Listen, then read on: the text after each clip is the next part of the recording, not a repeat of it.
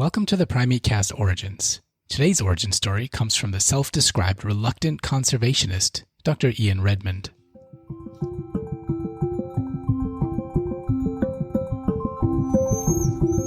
Evolution, communication, cognition, conservation, behavior, primatology, typically primates. Become the monkey.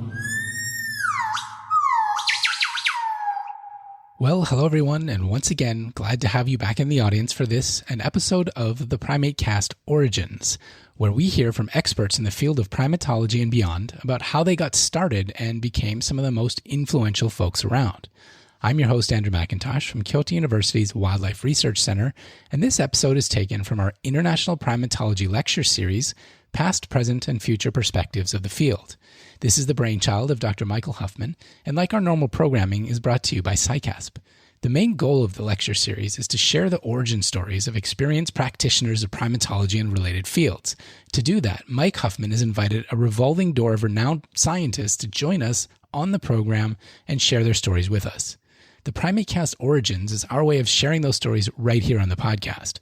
Unlike our normal interview format, these lectures are being done as part of the SciCasp Seminar in Science Communication, which aims at graduate students here in the Primatology and Wildlife Science program at Kyoto University. So what you're going to hear is a lecture that was recorded in Zoom and generally includes slides, so there may be some references to visual aids that are not available in audio-only format. But for anyone wishing to see the speakers presenting their talks, we invite you to check those out on the SciCasp TV YouTube channel. That's CICASP TV. Now, in this episode of the PrimateCast Origins, we're sharing a lecture given by wildlife biologist and conservationist Dr. Ian Redmond. Ian is renowned for his work with gorillas and elephants in Africa. Through research, filming, ecotourism, conservation science, and activism, he spent over 40 years cultivating the wisdom and the network needed to inspire and incite real change. In his lecture, Ian weaves an engaging tale around his experiences. His wonderful storytelling might make you feel, as I did, like you're part of the story. And I think that's one of Ian's main points, that all of us are part of nature's story and, importantly, can be part of its protectorate in lots of different ways. His stories move effortlessly from African villagers to conservation icons to world leaders, and you kind of get the sense that Ian's at home amongst all of them, never losing sight of that ultimate goal of protecting the planet and all its diverse inhabitants.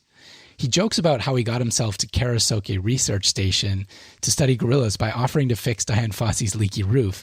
And he even has some fun stories about Sir David Attenborough during his filming for the iconic BBC series Life on Earth. But it's his descriptions of his time in the forests with the gorillas, the elephants, with the local people that live alongside them, which really sparks in us that sense of what might be lost if we fail to act on behalf of the earth. And to that end, Ian leaves us with some ways to support conservation efforts, including some of the initiatives he's been directly involved in over the years.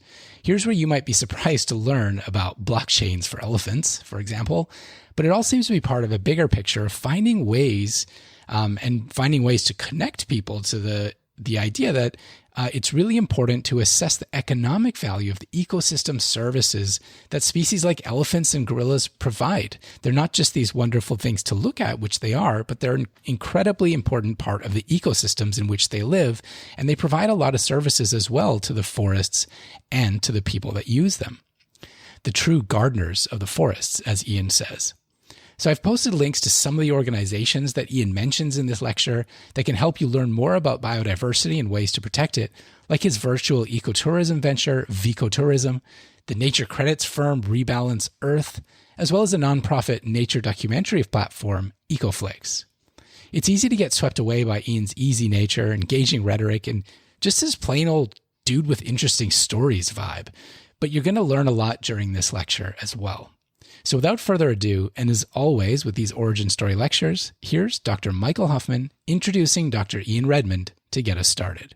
Ian, welcome. It's a great pleasure to have you joining us. We've had some very interesting talks over this series, but I think we can all expect some really interesting stories from you today. Ian has spent a lot of time in Africa, traveled around the world a lot, as he's always attending different conservation meetings and on the ground as well. trying to outrun elephants and rhinos and gorillas and whatnot. But he's a very dynamic researcher, conservationist, very dedicated to his field. And he's no stranger to Japan. He's been here and has many close friendships with primatologists here in Japan who he's worked with over in Africa. And I'm sure we'll be hearing about some of those stories as well. But it's really a great pleasure to welcome you to the series, Ian. And without further ado, I'll let you have at it. Thank you, Michael.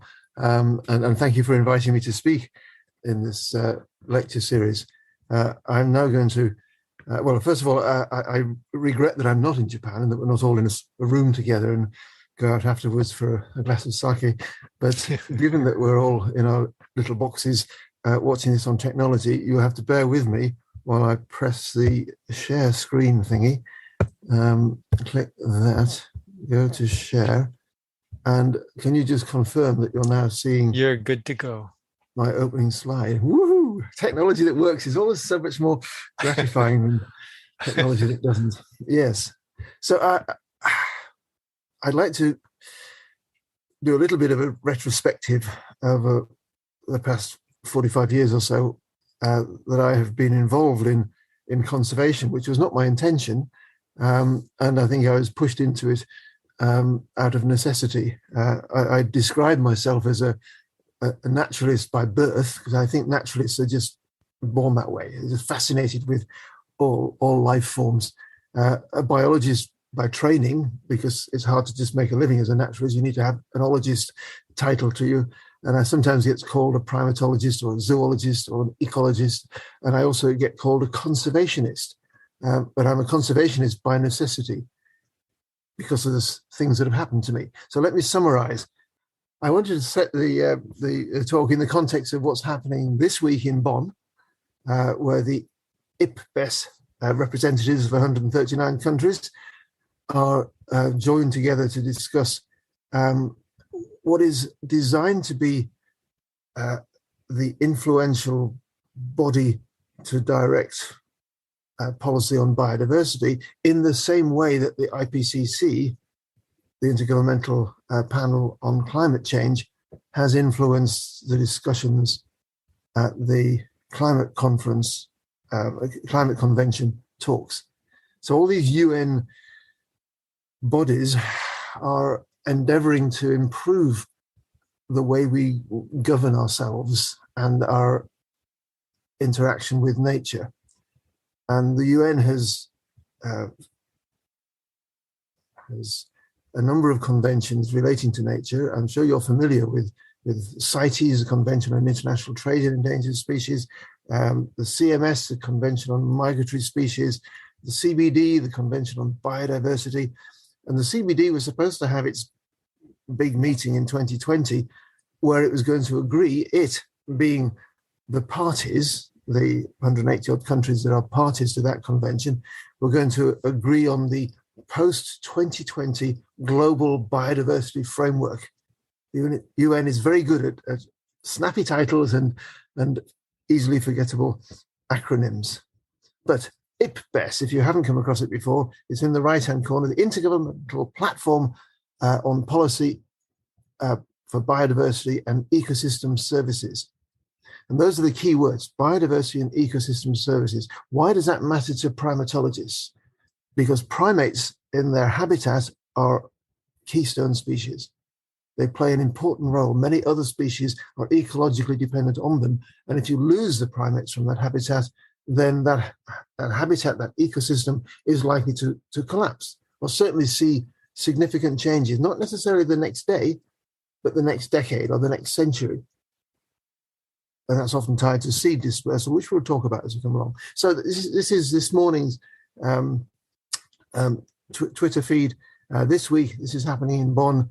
The UK has a new Chancellor of the Exchequer, resignations, political stuff, and the political backdrop to these UN negotiations is important because politicians form the legislative framework in which companies operate, in which we all live. and we're all I hope we're all law-abiding citizens and we want to obey the law, but sometimes the laws are not good for nature. They do not protect nature in a way that allows the biosphere to continue to function. And we're seeing the results of poor planning and bad laws with the interlocking crises we're facing. The three big ones are climate change as a result of global warming, biodiversity loss leading to ecosystem collapse and the loss of the processes that keep us all alive, and pollution, plastic, petrochemicals, whatever kind of pollution. But those three are likely to so transform life on Earth that our future as a species, and certainly our civilization, as we like to call it, is in question.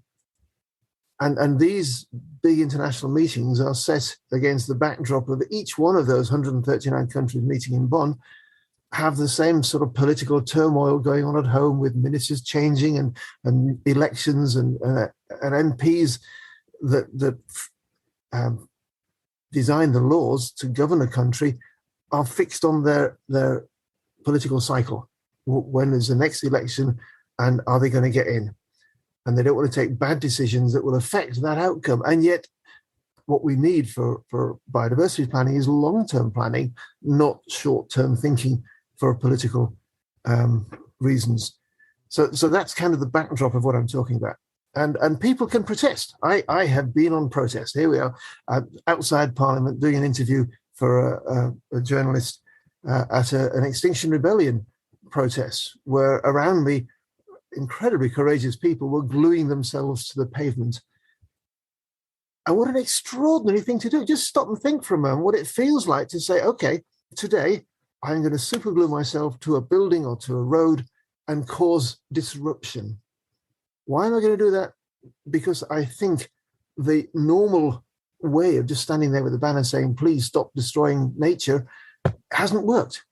And I've been involved, as you'll have gathered by now, for 40-something years, trying to change the course of this series of events that humans are responsible for, that is leading to the destruction of the ecosystems that sustain us all. And I think that primatology is one of the most important sciences within that debate, but I don't see enough primatologists engaging with this. So part of what I'm hoping to do today is to encourage you, not necessarily to glue yourself to the pavements outside of your respective parliament or some company headquarters to ask them to stop destroying nature, but to engage. So requires leadership from politicians and corporate leaders to turn around the climate crisis. That was what Extinction Rebellion was focused on. But notice the name they chose. It wasn't Climate Rebellion, it was Extinction Rebellion, because tied to the climate crisis is this loss of biodiversity, and we're potentially facing our own extinction, or at least a drastic change in our situation on the planet. So that's the serious stuff. Now about elephants. I have to bring elephants into this picture. There have been primatological conferences where people have presented papers on elephants, so they're almost honorary primates because their society is so similar to some primates. It's quite similar to ours in some respects. And in terms of their role in the ecosystems where they live, across Africa, South Asia, and Southeast Asia, they are where they've been described as super keystone species by the late Hezi Shoshani. And whereas I talk a lot about primates being the gardeners of the forest, elephants have been dubbed the mega gardeners of the forest. Just because of their size, their appetite, they obviously have a huge impact on the ecosystem in which they live and which they are a critical part of. So we will talk about elephants. These are forest elephants. These are actually in the Virungas, and this group of forest elephants had just interacted with a group of gorillas that I was sitting observing, and I hadn't seen this group of gorillas for some years. So the young silverback, who I knew as a child, Pablo, had looked around and was looking at me, and then he was staring at me. I'm sure he's pleased to see me. Hasn't seen me for a while, but why is he staring? And I realized that behind me there was a herd of elephants, and he was staring at the elephants, and I was just in the way. So he came past me and interacted with the elephants. He approached them and beat his chest. Now, I should mention that the number of forest elephants in the Virunga volcanoes is a fraction of what it was in the 60s and early 70s. I arrived at Karasoke in 1976, just after the last of the resident herd of elephants had been killed by ivory poachers. And this was 20 years later. And these were probably the first elephants that many of the younger gorillas had seen. And they were climbing trees to get a better look. Fascinated. And I contend that gorillas are themselves naturalists. They are fascinated by other life forms. And if they're not scared and running away, then they are curious and want to observe. And Pablo did more than observe. He came forward and beat his chest in front of the elephants. And a young male elephant stepped forward and stuck his ears out. And these two young males of their respective species did a face-off. And then the elephants moved away. And Pablo strutted past me. He'd seen them off. And then he decided to go and investigate further and followed the elephants. And I followed Pablo following the elephants. And I climbed a tree to see what was going on. And again, I saw him chest beat. I saw the young male elephant, ears out. I have a picture of that, but they're just dots in the foliage. You can't really see what's going on. And then the elephants moved off again, and he moved on again, and I followed again, and then he was coming back. So at least 2, possibly 3 times, he interacted with the elephants, and the elephants backed down, and he came back, and he was obviously really tense because he grabbed my colleague by the rucksack and dragged her across the clearing, just releasing that tension in an entirely harmless but quite entertaining way. So that's, you said you wanted some stories. There's one. In my mind, one of the very few observations of interactions between gorillas and elephants, and these turned out to be my 2 main study species. But I started with gorillas, not because I was particularly well qualified to do so. I wrote to Dian Fossey, having heard that things were often breaking at Karasoke. At university, as an undergraduate, I organized speakers for the Biology Society. So just as this lecture series, if you're doing that job, it's really nice because you look through the literature and think, oh, there's an interesting study. I'll write to that person and invite them to speak. And they come and they give a talk.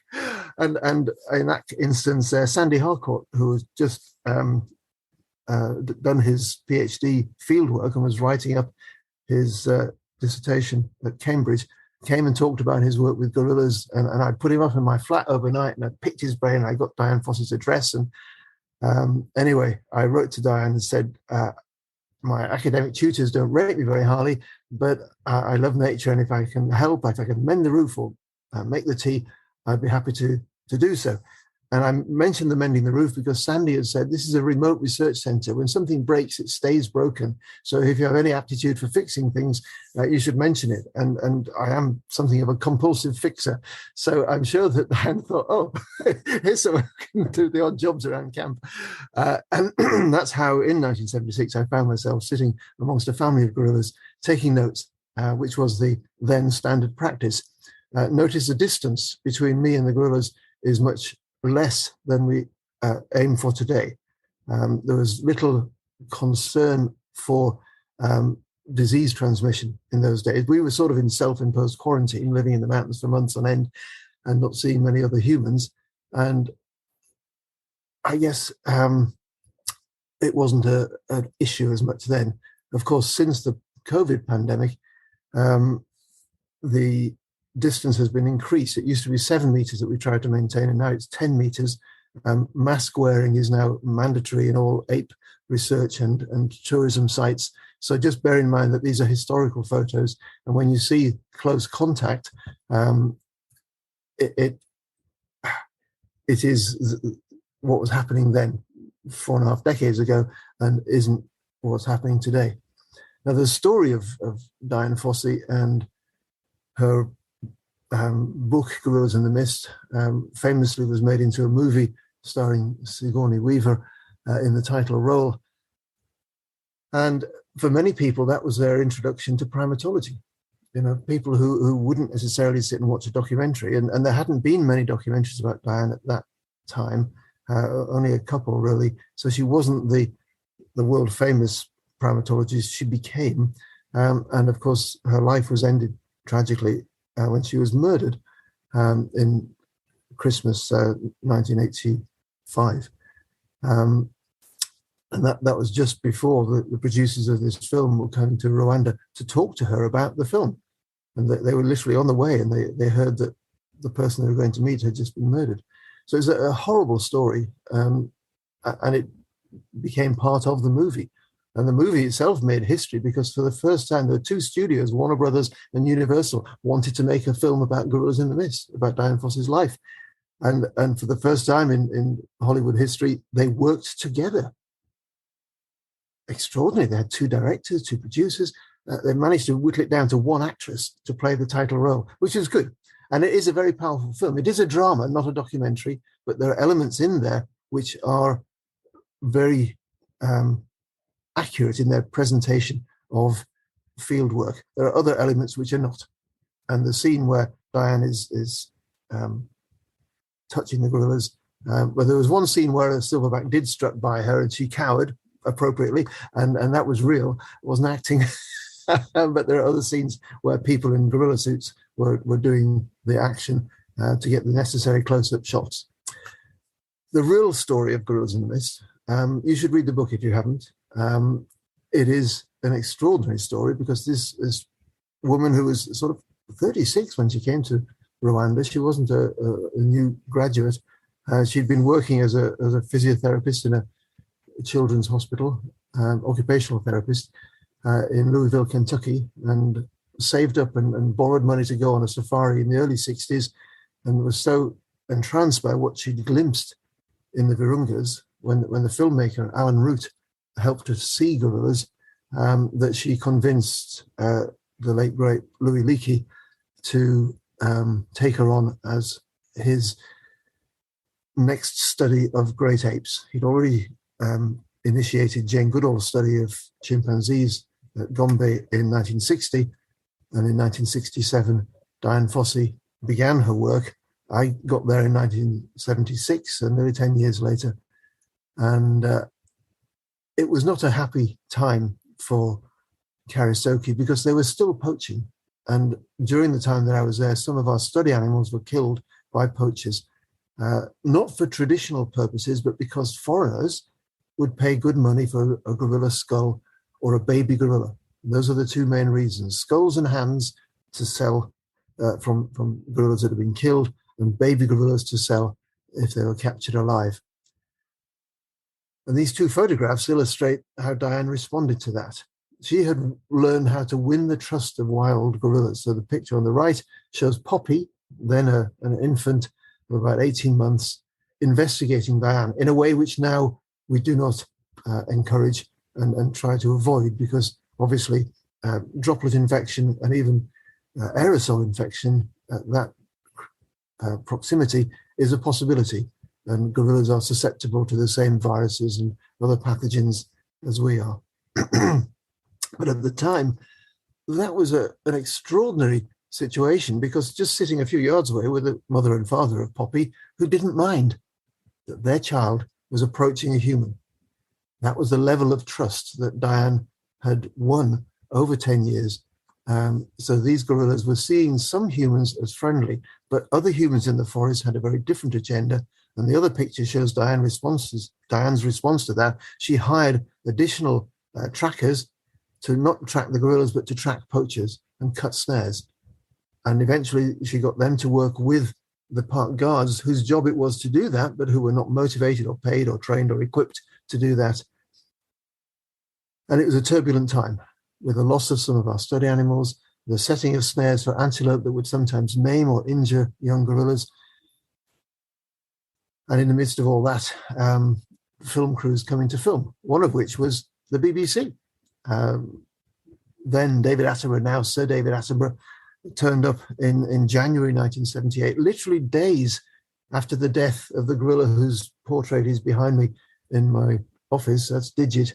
Digit was killed by poachers, decapitated, hands and cut off and body mutilated in what must have been a very dramatic scene. And while he was fighting off the poachers as the young male, the peripheral male, dealing with the external threat, the lead silverback, the alpha male, Uncle Bert, and his females and young fled. So in human terms, Digit gave his life so that his family would survive. And that was the most dramatic thing. It was a sort of a turning point in gorilla conservation.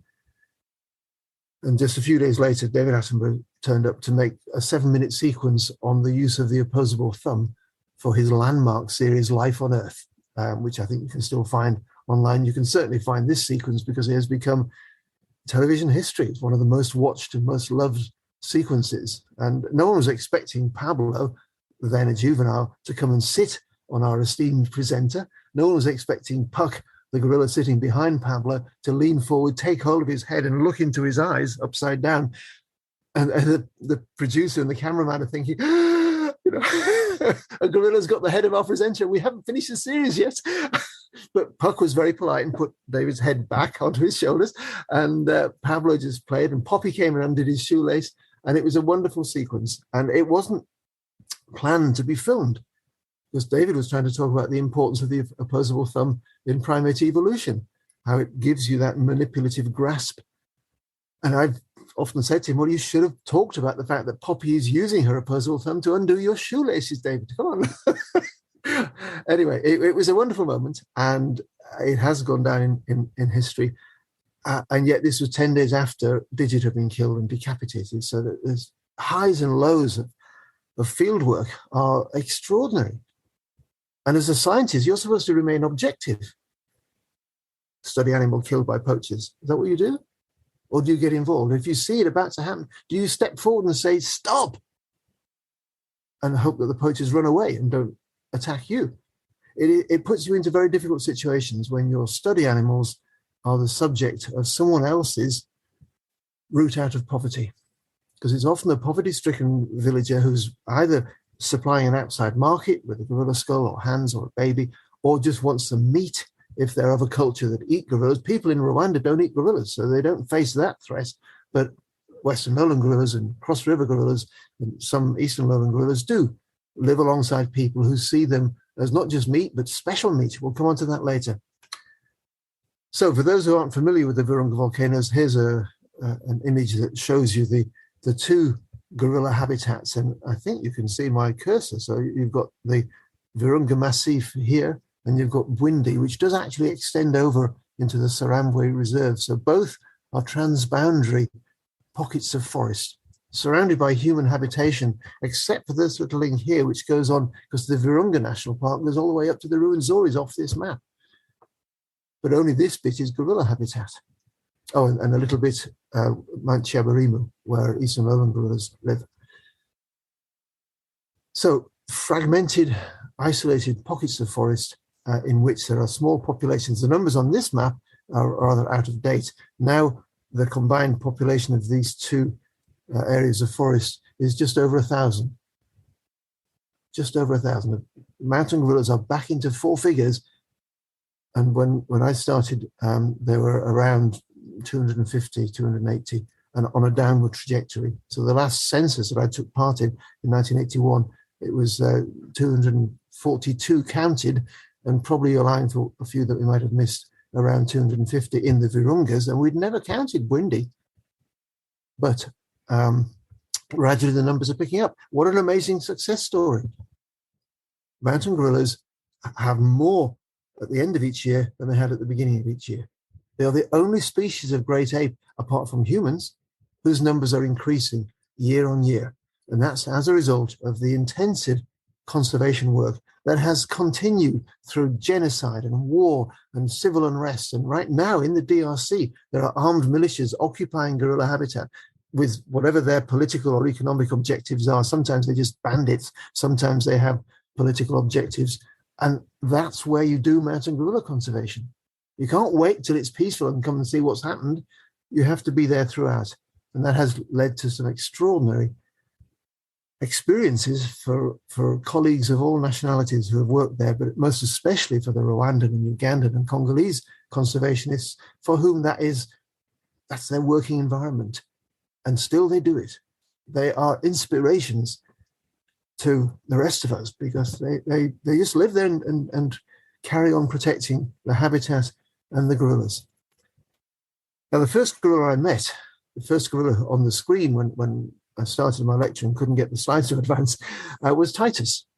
And Titus was one of the gorillas who was behind David Attenborough when he did his "There is more meaning and mutual understanding in exchanging a glance with a gorilla than any other animal I know."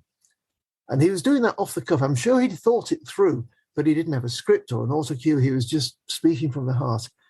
And while he said that, behind him, Titus and Quayle were peering at the camera, and he turns around and says, because he was reassuring the gorillas with a contact call that Diane had started to use to reassure the gorillas when habituating them.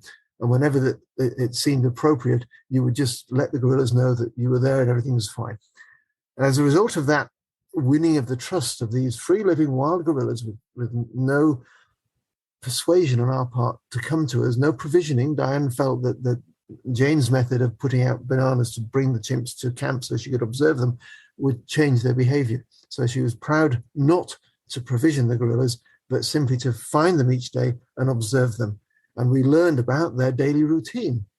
They get up in the morning and feed, and each item of food is carefully selected and prepared, different preparation for each species of plant. This is Titus eating thistles. He stripped off the foliage from the midrib of each leaf, folded them over to tuck most of the spines away, and then he's biting through that wodge of vegetation, twisting the wrist with each mouthful. Here, an adult female is plucking sedge flowers. Now, they also eat the base of the leaves of sedge, but the flowers, when you get a nice little bunch of flowers, you're a gorilla, you pop it in your mouth.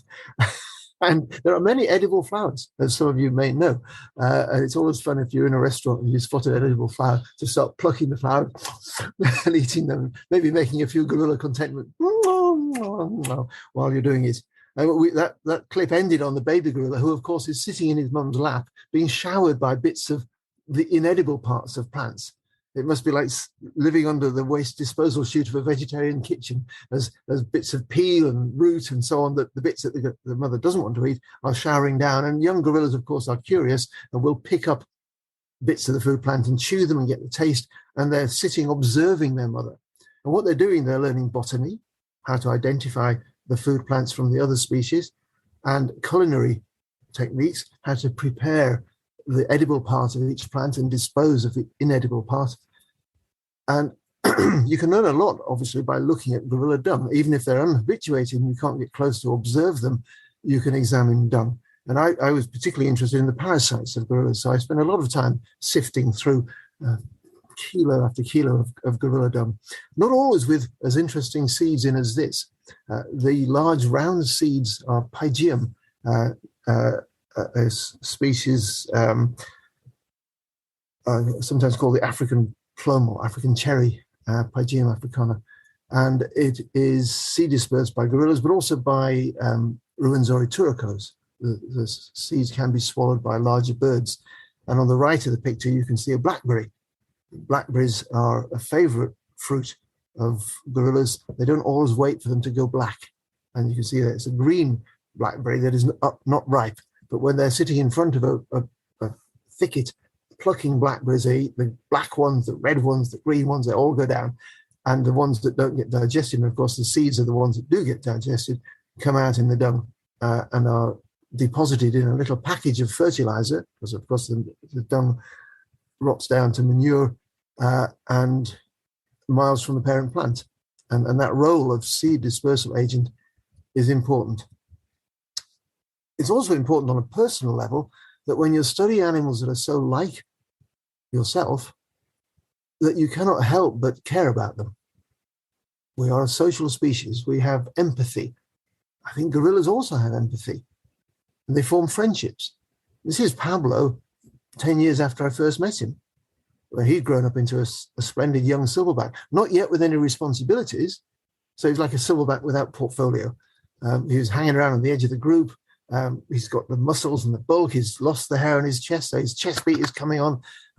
It's starting to sound like a silverback, but he hasn't got any females and he hasn't yet got any responsibilities. And he hadn't seen me for some years. So he came over and sat next to me and clearly recognized me from his childhood, when he used to be the bane of my existence. When I was trying to film the gorillas, he would steal cans of film and items to play with. And he came over and sat and reached around and started to invite me to sort of a play tussle.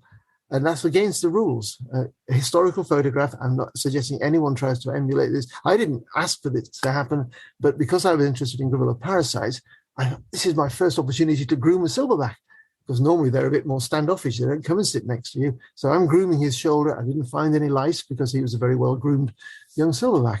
He's got friends to keep the lice population down. But gorillas have a species of louse that is the only other species in the genus Thyrus.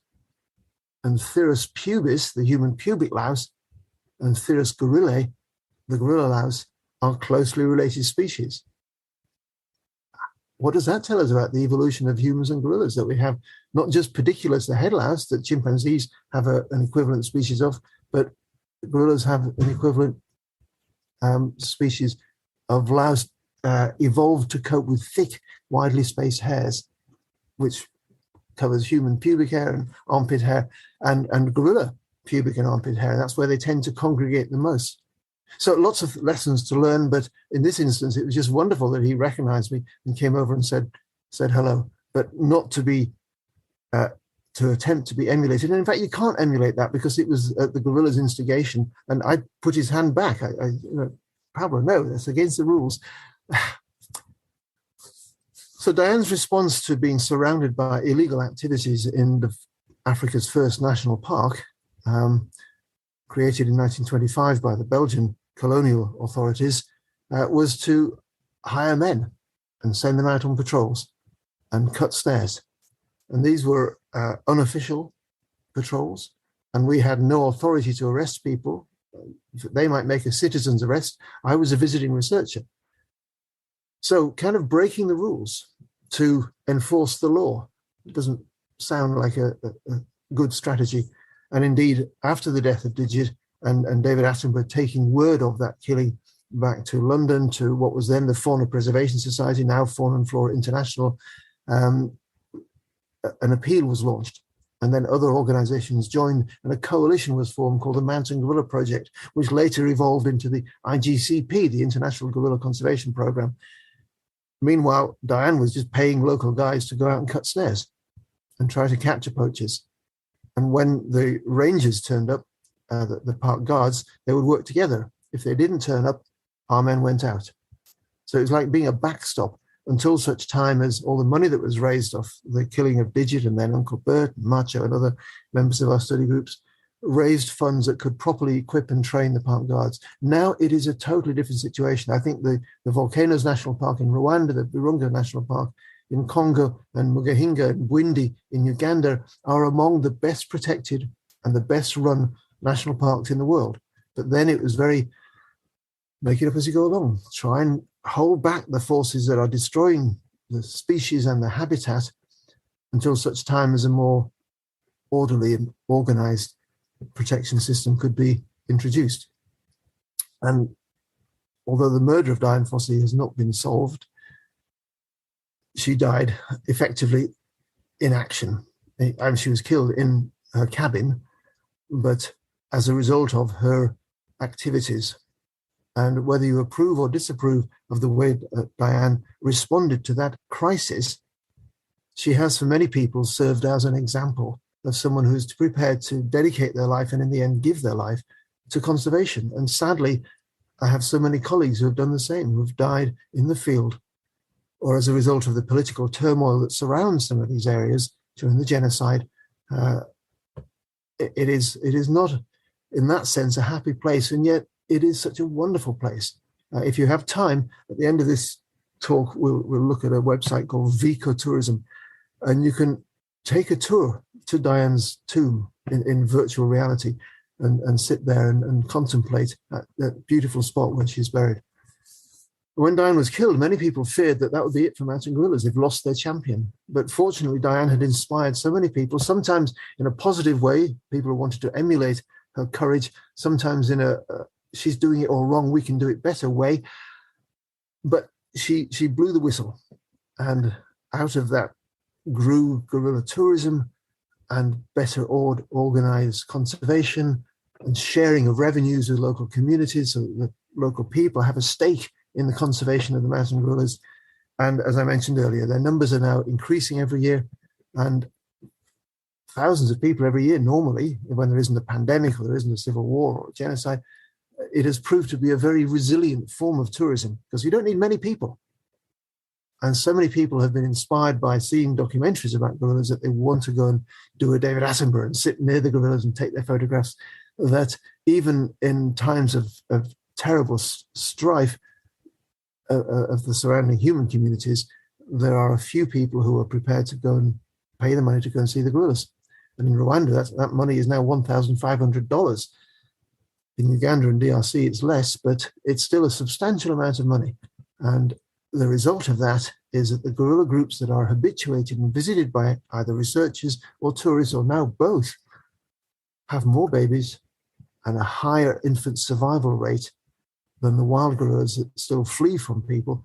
And part of the reason for that is the gorilla doctors, the team of vets who will intervene if a gorilla infant gets caught in a snare. In the habituated groups, it's seen. And they have now got methods with, again, incredibly courageous rangers who stand between the silverback and the injured animal so that the vet can dart it and remove the snare and give it some antibiotics and then release it. It's not taken out of the forest. It has a much better chance of survival, just recuperating naturally.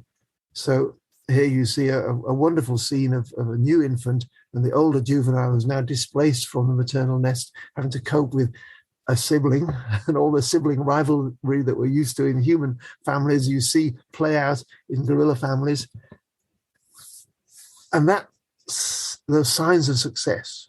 More babies being born, more babies surviving to adulthood is wonderful, but the limited size of the park is a real constraint to recovering the gorilla numbers to what they were before the park was reduced in the early 70s, late 60s, early 70s. So Rwanda has taken this extraordinary decision. The most densely populated country in Africa has decided to restore some of the park that was taken to natural habitat. And there's the plan, which is wonderful. But the fact is that if those areas are occupied by gorillas and there's room for more families, the success of the tourism means that that land will earn more money than it could earn growing crops. So it is an extraordinary success story. That ain't the case for the other apes, and indeed most other primates are declining in numbers. So in 1996, I convened a meeting of NGOs that care about primates, the Gorilla Organization, the Orangutan Foundation, IPPL, International Primate Protection League, and many others, Born Free Foundation, around a table in the Royal Geographical Society in London. And we agreed we should work together in a sort of loose coalition. And we wondered what we might call ourselves. This grew out of the UK Elephant Group, which had coordinated efforts to get the ivory trade banned.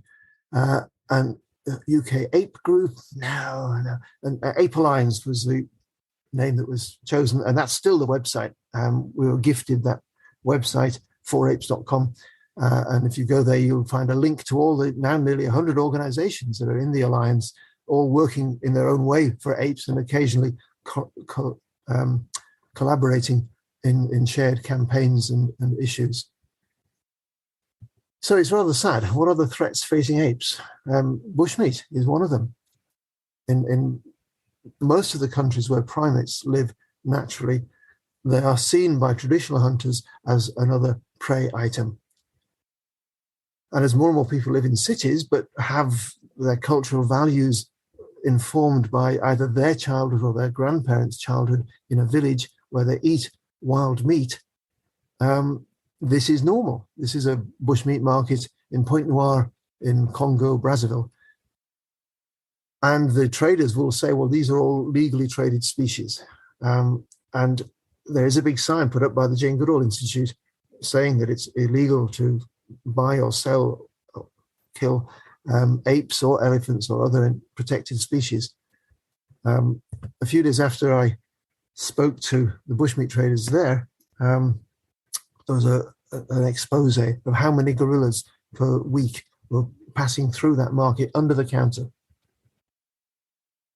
So the Ape Alliance produced a significant report called African Bushmeat Trade, Recipe for Extinction. And then nearly 10 years later, a second report, Recipe for Survival. And you can find those on the 4apes.com website. And bushmeat, if you're a primatologist and it's your study animals that have been killed, is clearly a horrible thing.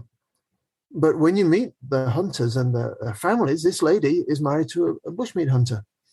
The future of her child depends on how many animals he kills. And I wouldn't want that child not to have shoes and not to be able to pay school fees. So how do you employ a bushmeat hunter? Well, if you're doing research and there isn't an established research center, you can transform the history of that village by hiring the hunters. So leave your weapon behind, we'll go into the forest. And they won't like that. I've done that. And this guy, the husband of this lady, didn't want to leave his gun behind. I said, but I'm going to pay you to take me into the forest. I'm going to look for gorillas and chimpanzees, and we're not going to kill them. And that's his security. If you're walking in a forest and there are big, dangerous wild animals, having a gun is your security, unless you have the knowledge of those animals' behavior and can behave in a way that reduces their fear of you. And so you can influence the minds of hunters and see that there is another way of making a living from wildlife by taking researchers or tourists out to see them, as was the case here. Not that it grew into a project, but it could. And you're opening people's minds to that possibility. Otherwise, it's the traditional uses. And with gorillas in particular and chimpanzees, people who live in their habitat know that they're really clever animals and that gorillas are really powerful animals. And there is a belief that if you eat or use bits of their anatomy, you can gain some of those properties. So you eat gorilla meat, and that's mainly for big, powerful men. You get something of the strength of the gorilla.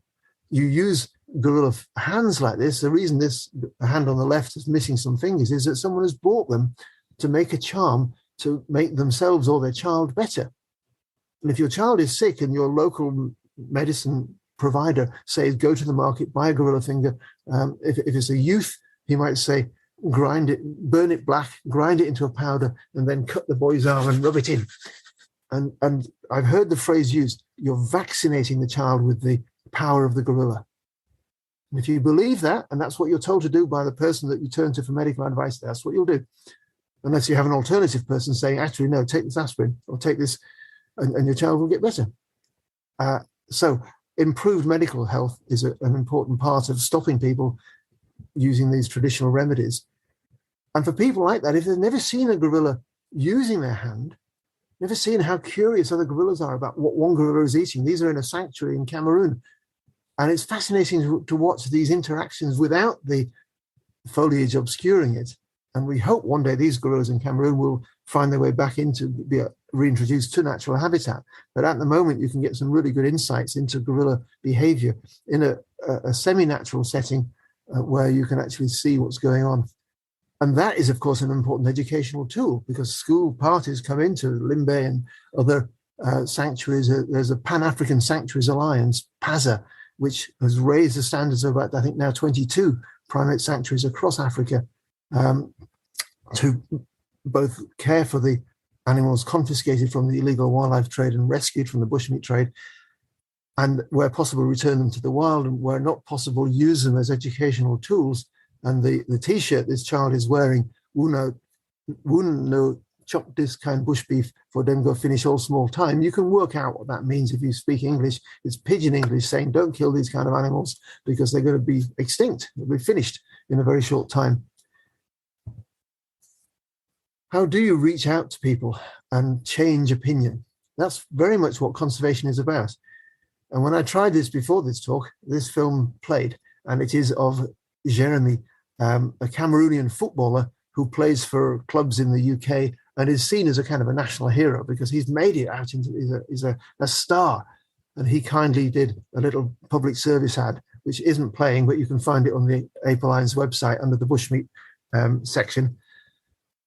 Because we need to convince people that it's in their own interests not to kill the wildlife, certainly not to kill it unsustainably. And with apes in particular and elephants, their reproductive cycle is so slow that they cannot stand even a low level of hunting. You kill 1 or 2% of a slowly reproducing ape species, and you'll see their population decline. 1 or 2% a year is enough to see that population decline. But often it's species that it's legal to hunt.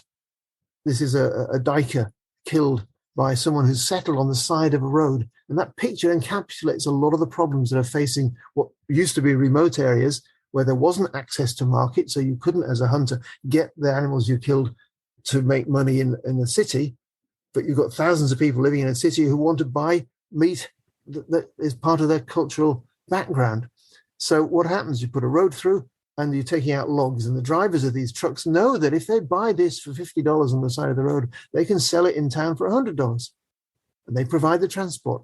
And it's hard not to do that. I saw Carl Amann interviewed a driver, and he said, well, if you were walking along and you saw a $50 bill on the floor, you'd pick it up. Essentially, it's easy money. I've got wheels. I'm going to town. There's somebody who can only get a small price here because there are other hunters with antelope to sell. But if that antelope gets to town, it's a red duiker forest species. And one of the species that possibly can cope with and a blue duiker is particularly good at coping with the level of hunting that you get. But most of the larger species are quickly wiped out.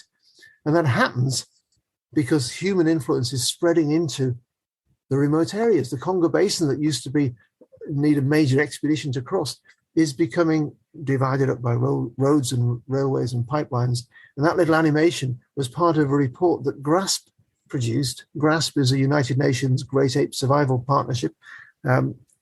Operated, the Secretariat is shared by UNEP and UNESCO, but much of the planning is done in UNEP in Nairobi.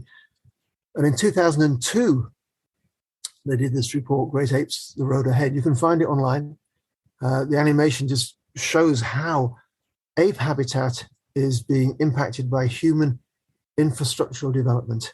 And once you've built a road, ribbon development follows. People cleared on either side of the road, and a narrow road suddenly becomes a strip, perhaps 1 or 2 kilometers wide, of agriculture. And apes that used to just live there are now crop raiding pests and will be killed if they raid plantations.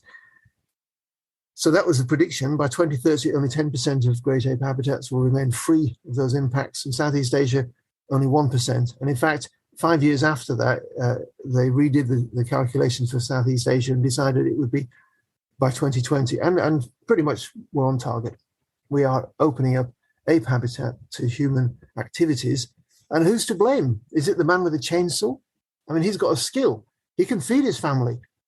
And this particular man with the chainsaw was actually clearing a tree that had fallen over the road, keeping open those channels to get the products of the rainforest to the cities and to ports so that they can then be taken to the rest of the world. And I would say, well, it's not the man with the chainsaw that is at fault. It's the man who pays the wages of the chainsaw. And that's essentially us, because we in the developed world are buying the paper, the palm oil, the other products, the rubber, that lead to deforestation.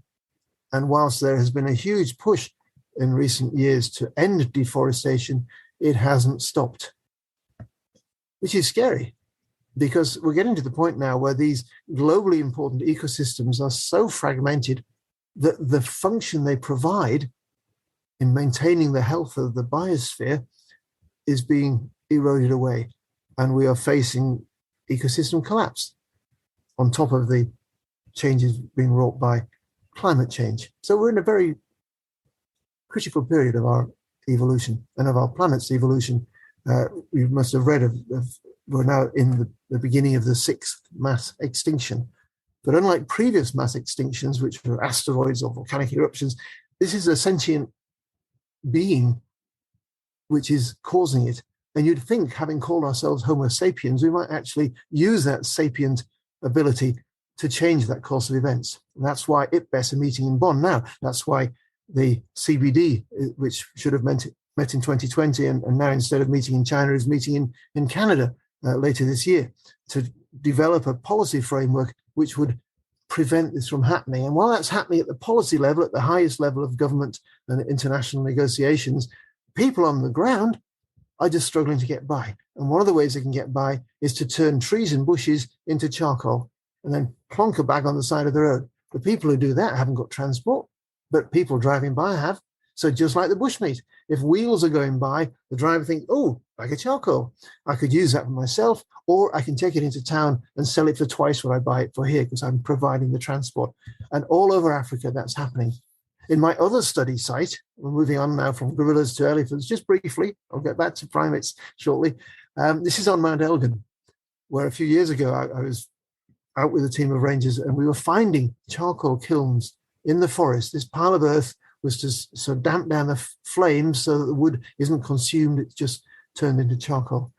And what the rangers have to do is to open that up and let the wood burn so that the people who made the charcoal kiln don't profit from it. But it's such a waste because this is Elgon teak. It's a tropical hardwood.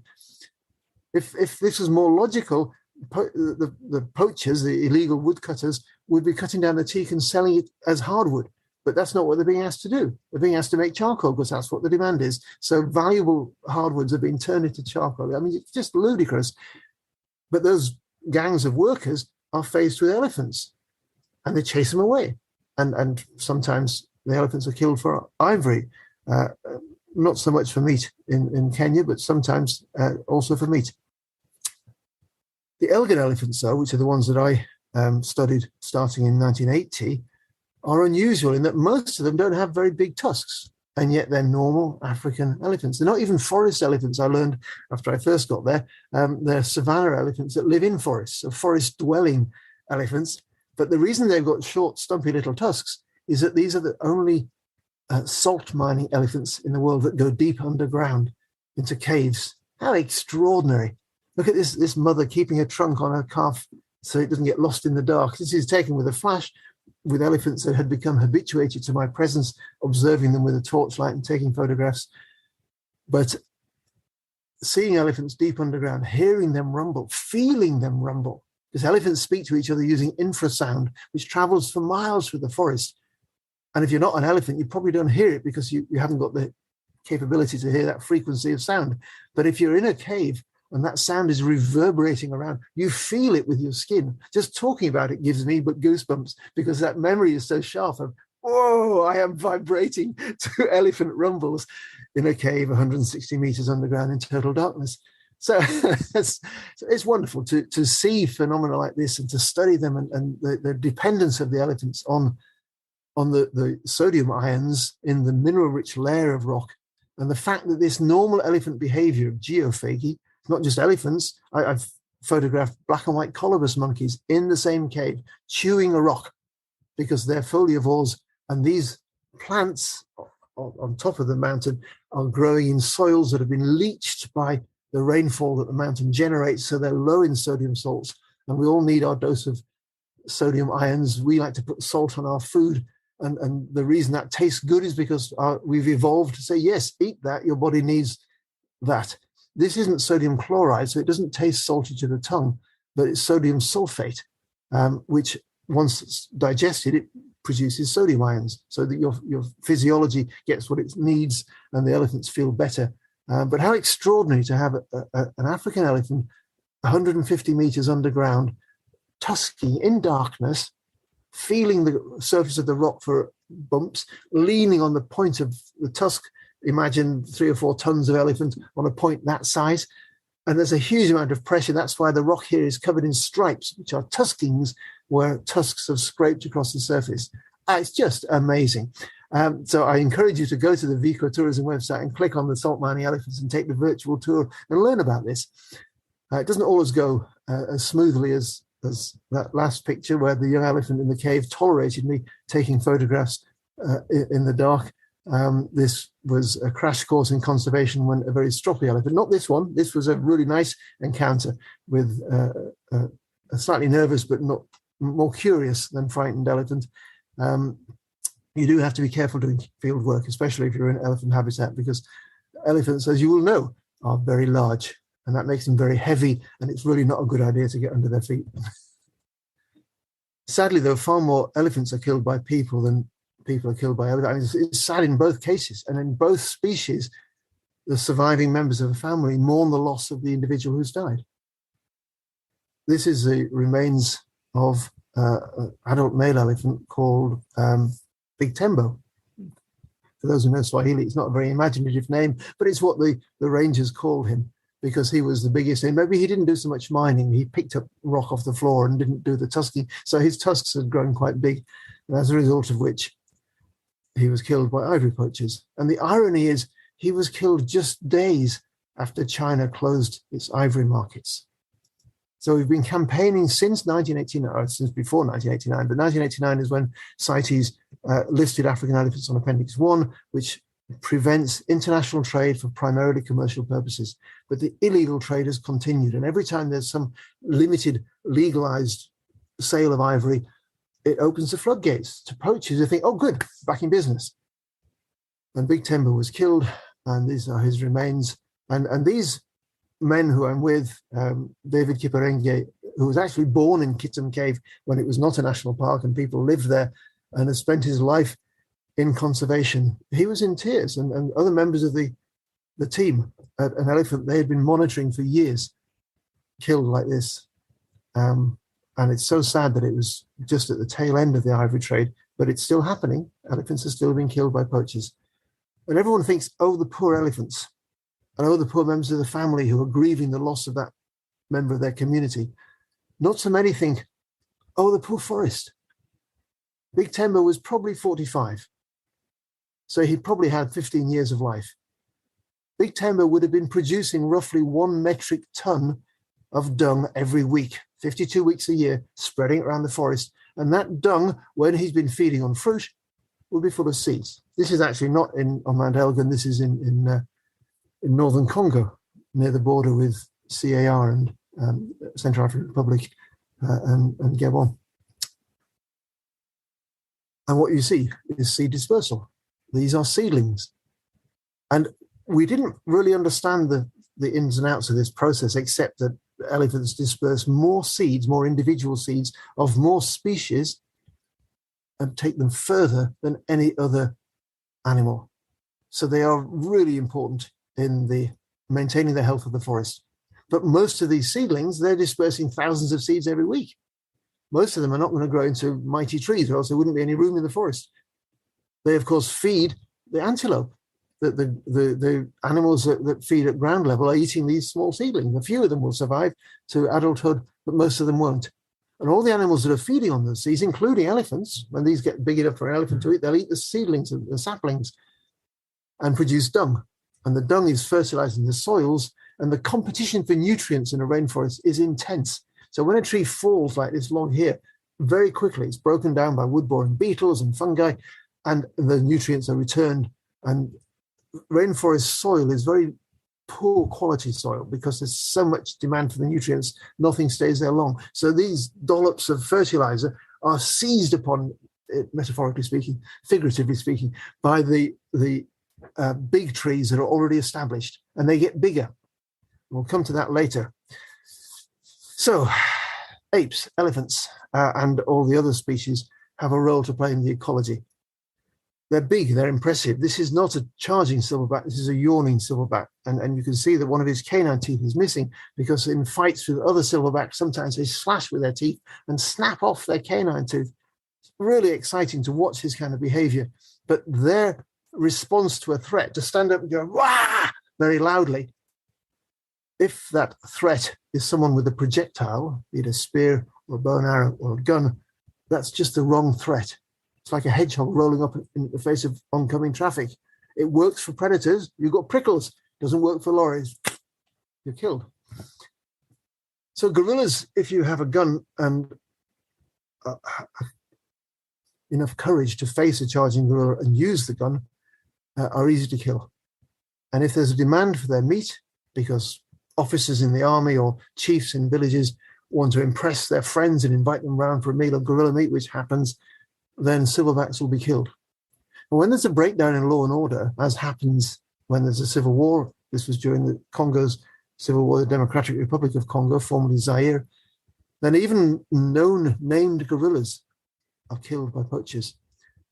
And there's a great fear. If you habituate a gorilla for research or tourism, you are lowering his or her guard.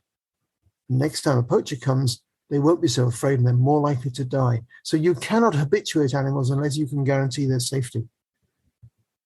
And that means that some populations of gorillas have not been habituated. Cross-river gorillas, the most endangered subspecies of gorilla, have not been habituated. The people studying them follow them the day after. And they're using camera traps and dung analysis and studying their nests, but they don't want to habituate them until all the hunting communities have come on side to conservation, and they won't be in danger because you don't want to lower their guard. No one predicts that a civil war is going to break out and that there will be a breakdown in law and order and that militias will hire hunters to feed the troops and kill all the large mammals. That's what happened in Kahuzi-Biega National Park. And what can NGOs do? They can help provide vehicles. They don't provide the weapons. That's the government's job.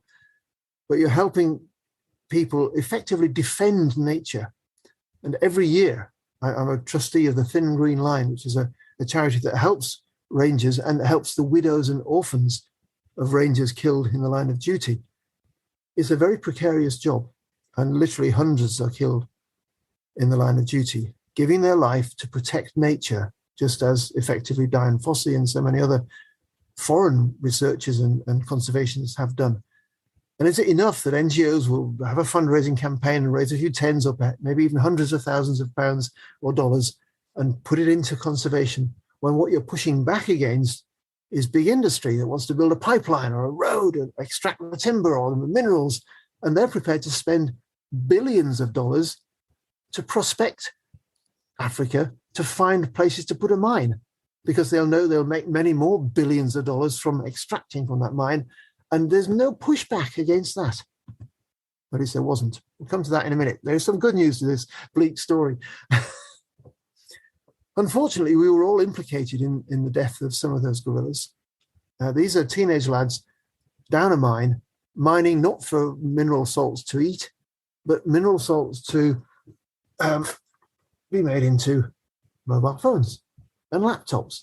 We are talking to each other across continents because of tantalum capacitors.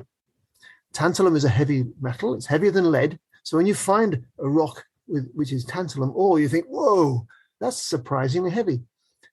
And the people in Eastern DRC were surprised to find that foreigners with briefcases full of dollars would come and buy bags of these heavy rocks. Okay, let's go and find heavy rocks. And they're digging holes and eventually making mines with no knowledge of pit props and mining safety.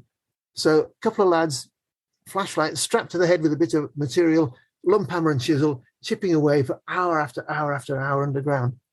These guys said they were doing it in their summer holidays to earn a bit of money. And I believe them. This was in a mine that was safe for me to visit. Other mines that are in occupied territory with militias, people are forced to work down the mines. Terrorism is used to terrify villagers, to provide labor, to dig out the minerals. But it all gets into our mobile phones, because despite the fact that phone manufacturers and computer manufacturers are among the wealthiest businesses in the world, they haven't sorted their supply chain. And there is no certification system that can reliably say, I know the tantalum in my phone has not come from child labor or forced child labor. I don't mind kids earning money for pocket money on their summer holidays.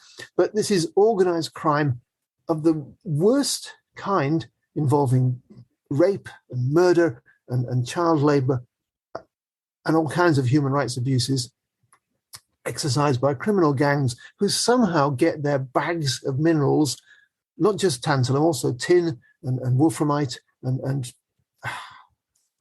we're buying it. And we're not taking care, which is why UNEP, GRASP, and Interpol produce this report. Again, you can find it online, Last Stand of the Gorilla, Environmental Crime and Conflict, because the crime is feeding the conflict. Criminals don't care if their purchase of minerals leads to arms purchases, which leads to further instability.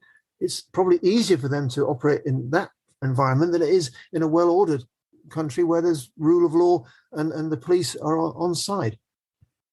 So this is serious stuff. And it involves primatology because the primates that we want to study are in this kind of habitat. In many parts of the world, civil unrest, civil wars affect conservation and research. And you have to say, well, who's to blame? And you see where the minerals and the timber is going, and it's going to Europe, Australia, and Far East, China. And then it's exported as products, especially to China. And the timber, which used to mostly go to Europe, is now going mostly to China. And China has this incredibly ambitious scheme called the Belt and Road Initiative, which is building railways and roads and ports all over the world to effectively make it easy for raw materials to come to China's factories where they make stuff to provide gizmos for the world. Furniture and computers and what you name it, it's likely to be made in China with raw materials that have come from Africa or Latin America or Southeast Asia, and sadly not always responsibly sourced. Although China, as host to the next conference on Convention of Biodiversity, has a lot of political leverage to do the right thing, and they are cleaning up their act. Their current 5-year plan talks about creating an ecological civilization. That's the high-level policy. The guys driving the bulldozers, who are paid by the entrepreneurs, have not necessarily bought into that yet. So we have to persuade them. So this is back in Kahuzi-Biega National Park, where the gorillas have been killed. This is Muguruza, who just recently died of natural causes, but he lived a long life, eating myrianthus fruit. Myrianthus fruit is eaten by people too. It's very tasty. It looks like a sort of mini pineapple and quite tangy, but tasty. We don't tend to swallow the seeds. Gorillas do, and chimpanzees do, and elephants do. And that's why when you look at their dung the next day, you'll find it's full of seeds, the next generation of myrianthus trees. At the launch of GRASP, the UN Great Ape Survival Partnership, or project as it started out, in 2001 in September, the Rwandan ambassador who attended the launch saw that video and said, I remember that fruit. When I was a girl, she'd grown up near Nyungwe Forest, and she had that as part of her childhood. Oh, yes, you find the myrianthus fruits, eat them. But not anymore, because the trees have all been cut down and there are no elephants and chimpanzees, and never were gorillas in Nyungwe, to disperse the seeds. So it's a living example of how our generation is seeing the last of certain things happening. These are cross-river gorilla droppings with seedlings growing out of it. I still haven't seen a cross-river gorilla. I've seen the camera trap footage, and I know they're there, and I've tracked them with the WCS trackers. And Nigeria is trying to protect these last, and Cameroon are trying to protect these last gorillas, but some members of the communities living around there are still on the poverty line and see a gorilla as potential meat. And they're not thinking that if I kill the gorilla, he won't spend the next 20, 30 years dispersing seeds for the trees of tomorrow. He's thinking, I need money now and food now. So how can we push back? Well, there was great excitement when the UN developed REDD, R-E-D-D, reducing emissions from deforestation and degradation of forests. And the plus is supposed to represent the co-benefit, biodiversity and livelihoods and rainfall, etc. Can the carbon markets help protect forests? And the answer is, well, they could. And there was great optimism that this was to see a huge transfer of wealth from the wealthy north to the developing south in a way that protects rather than destroys forests. And in places it has worked, but it has been rife with corruption. Because once you start talking about billions of dollars, it attracts the attention of people who are really interested in billions of dollars and not necessarily interested in primates and their habitat. And that's the world we live in. We have to deal with that. And what can we do as citizens in the global north? We can demonstrate and persuade our politicians that this really is a matter. This was on a climate march in London. And orangutans are important because they are seed dispersal agents in Southeast Asian forests, or Borneo and Sumatra. Well, some forests, tiny fragments of forests of Borneo and Sumatra. And bees are important because, of course, they pollinate. And that sort of imagery is really good to persuade the general public that this matters. It's not just, the nice animals are going extinct, what a shame. It's the ecosystems that sustain us all are being destroyed. And just briefly touching on orangutans, I haven't studied orangutans, but I am a trustee of the Orangutan Foundation UK, and I have visited and made films about them. And you can do a virtual tour of Sumatran orangutan habitat on the ecotourism site. And they are extraordinary animals, the largest arboreal animal on the planet, and yet they're losing their habitat. I visited the Tripa swamp on the northwest coast of Sumatra because I wanted to see this destruction in action. And it's a low-lying area, which, because it's peat swamp, it's illegal to convert to plantations. And this is in the little plane that flew us up to the nearby town, Mulabo. And looking out the window, you can see beautiful rivers meandering, a bit of rainforest, and then a grid of plantation. And these are drainage canals because they need to lower the water table to expose the peat, to plant the palms. And so when you get there, it's no forest. When that orangutan was a child, this was all forest. And what Indonesia and Malaysia have done in the past few decades is what we in Britain and most of Europe have done over the past few hundred years. It's taken us hundreds of years to convert a wooded island into an island of agriculture with hedges and copses. And that's what's happening in Borneo and Sumatra and Peninsular Malaysia, but in decades, not centuries, because we have the machinery to do it fast now. And this is replacing rich biodiverse habitat with what have been described as green deserts, single species plantations, in this case of oil palm, an African species, which is actually a food plant for African apes. But here, if orangutans feed them, they're seen as a crop pest, and they're often killed. And yet, GRASP commissioned this report, which looked at the economics of sustainable forest management in Sumatra and concluded that per unit area, you can make more money from the carbon markets and tourism than you can from cutting down the forest and growing palm oil and selling the timber. But different people would make that money. And the people who are making this money are not part of that solution. So how do you get the bad guys into the room and say, look, I know you want to make money, but this is how you do it more effectively, and we still have a forest with orangutans.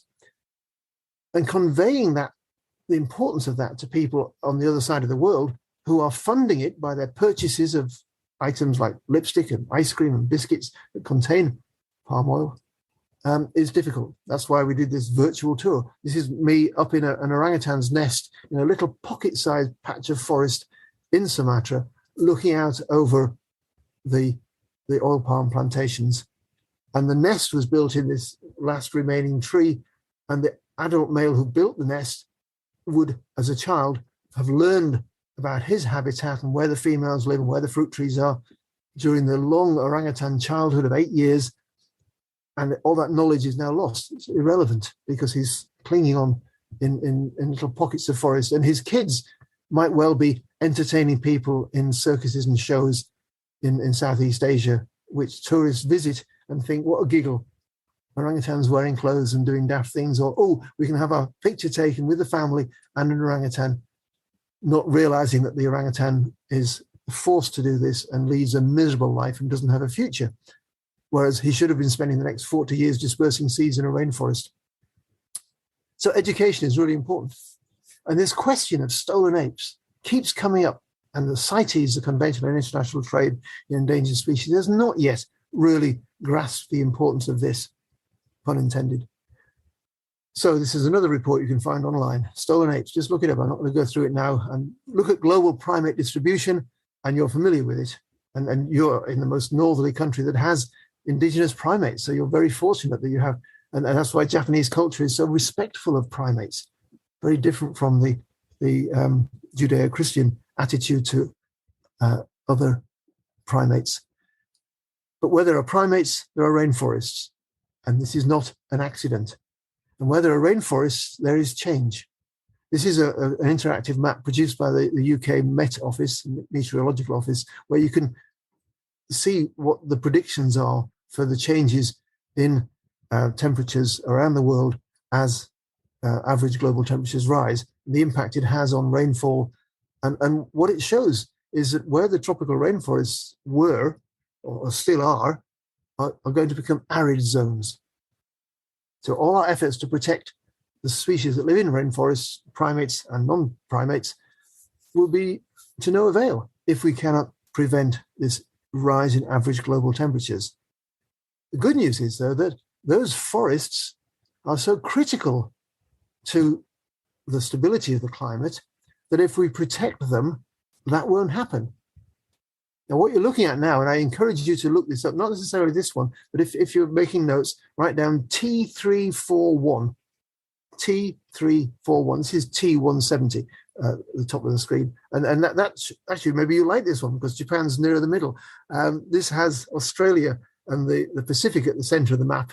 The T341 version has a more conventional world map with Africa in the middle. But what you can see that on the left of the screen here, look, this is Africa, and look at the clock. So the days are ticking by about 1 a second. And that pulsing that you see that they've in orange represents rainfall or precipitation, snowfall in the north and south. So that the daily precipitation looks like a pump. And in the Congo Basin, the pump sets up weather systems that you can watch travel west across the Atlantic to join the bigger pump of Amazonia, which then every day, rain, weather systems build up and they sweep up and get and water the Midwest in North America where the Corn Belt is, and sweep across the Atlantic and water Britain and Europe. And some of the ones here will you see systems bouncing off the Andes and sweeping across and watering South Africa and Australia and New Zealand. It's extraordinary seeing the interconnectedness of global weather systems. The white represents water vapor, which of course is invisible. It only becomes visible when it condenses and you see the clouds. And the orange is the rainfall. And you can see how this daily rainfall in the three tropical forest blocks, Africa, Amazonia, and the Southeast Asian forested islands, are driving these weather systems that water our crops and fill our aquifers and power our hydroelectric schemes. So if you turn off the pumps, what's going to happen to global weather patterns? Well, we're seeing extreme weather events, changes in seasons. So we have to protect those pumps. They are integral to the future of life on Earth. I'm going to leave that now. It's fun to watch, but I'm supposed to be talking for an hour, and I think we've gone way beyond that. So let's try and wrap up. What can we do as individuals? Well, we can direct our work towards solutions. So if you're studying primates in Africa, talk to the local people, go into schools and talk to them, get them excited, because these kids hear the words of gorilla or in the local language or chimpanzee or monkey, and sometimes they see them as food, but they don't necessarily see them as gardeners of the forest that provide the rainfall that water their crops. And yet you can see rainfall patterns changing locally as forests are cleared. So what Rwanda is doing in restoring some of that forest to the Virungas is actually ensuring a better future for the agriculture in the surrounding area where so much of Rwanda's food is grown.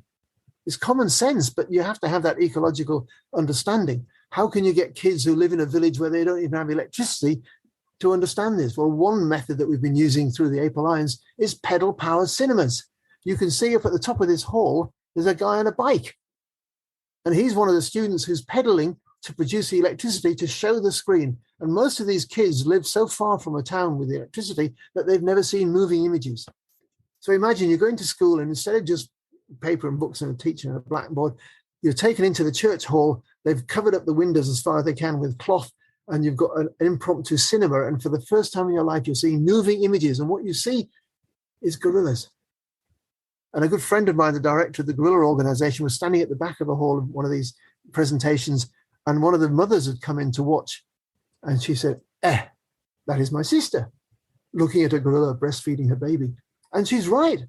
They are our cousins, and we should respect them. And when you see that penny dropping, it's not to do with, oh, you mustn't do this. It's just turning on the light. And people understand their similarity. And once again, they get the idea that, oh, wait a minute, gorillas disperse seeds, seeds grow into trees, trees produce rainfall and timber and fruit. We all benefit from those. Don't kill the gorillas. They're the gardeners of the forest. So getting that message across. People who live a long way from those ecosystems that do have electricity can use the internet. And that's why we developed this website, ecotourism, the V for virtual.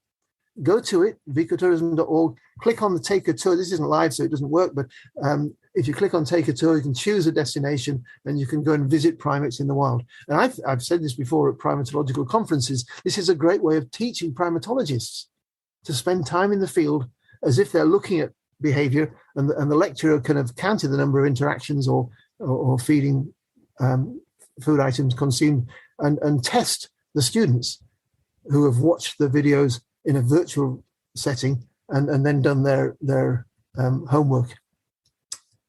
Most mainstream TV channels think natural history is an entertainment.